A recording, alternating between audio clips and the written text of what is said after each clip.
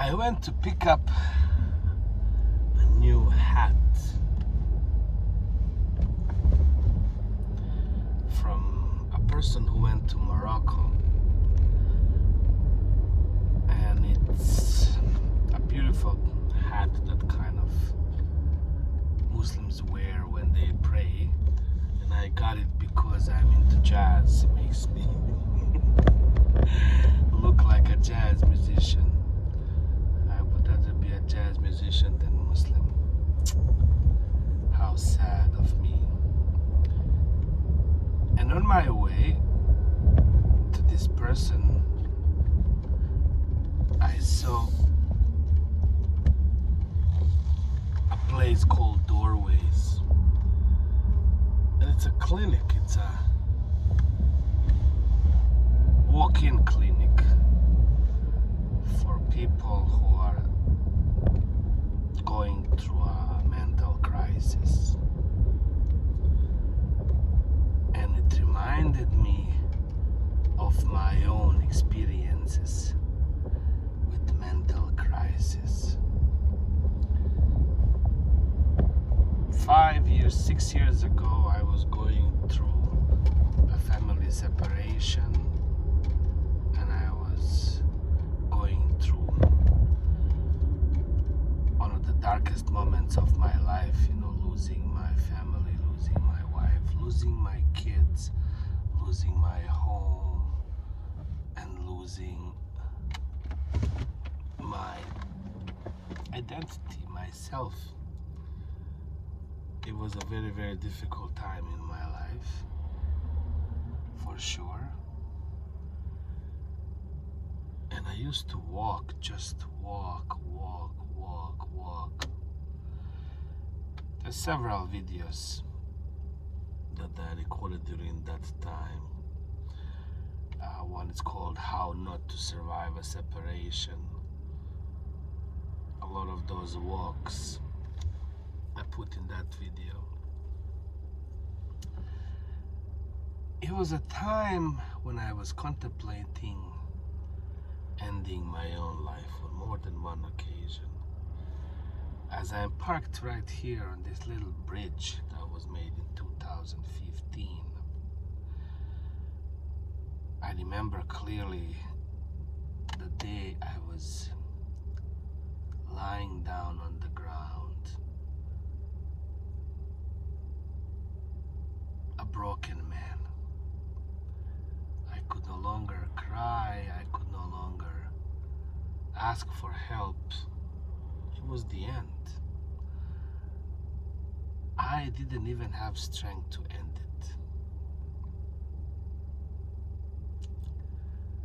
And I thought to myself, if I can only bring myself up to cross this road and this parking lot and enter into a building and perhaps talk to someone, and that would kind of help me.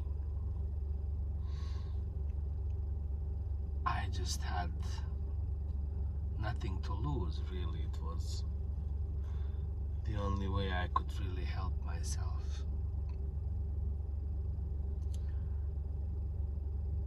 So many people have gone through similar experiences and are going through similar experiences.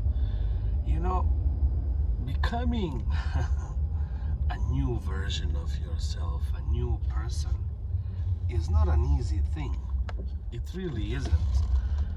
It requires for the old you to simply die and disappear. And that's not easy. Again, it's really not, because the only thing that you do know is yourself. And when that is taken away, then you start asking yourself, who am I? What am I doing here? Because my identity was a father, a husband, a business owner, a homeowner, and all that was stripped away from me. Later I received an apology from social services, from the police, because they didn't treat my case properly. But it was too late. The damage was done, both to me, to my kids, and to my wife, who needed help the most. The reason why we came to Canada and reached out for help was my wife, who to this day have not received help and is kind of in her own world. And of course that's affecting not just her, but our kids, myself, my family, her family, and pretty much everyone else who has some sort of dealings with her or with us. Truly, your old self can never die. It's like, painting a house or even changing the structure. The foundation still is the same. Even if you change the foundation, the location is still the same. I don't think there's a way to explain this so well. I remember ages ago I visited a priest, a Muslim priest, somewhere in Bosnia and Herzegovina, whom I asked for help, and he wrote down some Quran verses, and I kept these Quran verses, in my wallet for the next 20 years. Back home in the old country, we are very superstitious, and we believe that somehow by going to see a priest or, a witch, and by paying some money to them, you can get some sort of protection, some sort of guidance. Whether that's true or not, nobody knows. It could be just a placebo effect.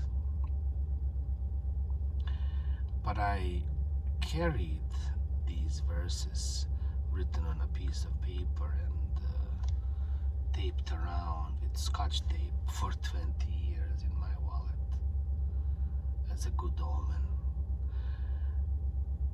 And the second time I tried to pretty much end my life when I was standing right in front of this building that is in front of me called Doorways, which is a walk-in clinic.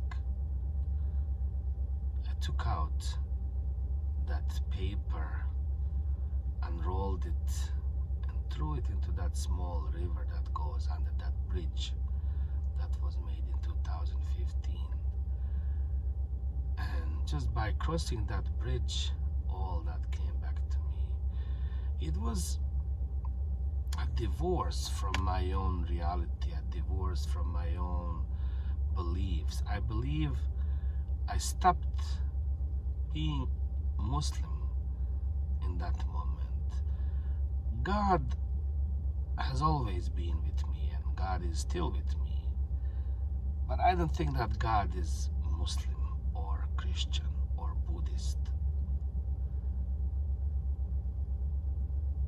There's only one God, and we don't know what that is. Whether that is us, whether we are together God, or it is a completely separate entity from us.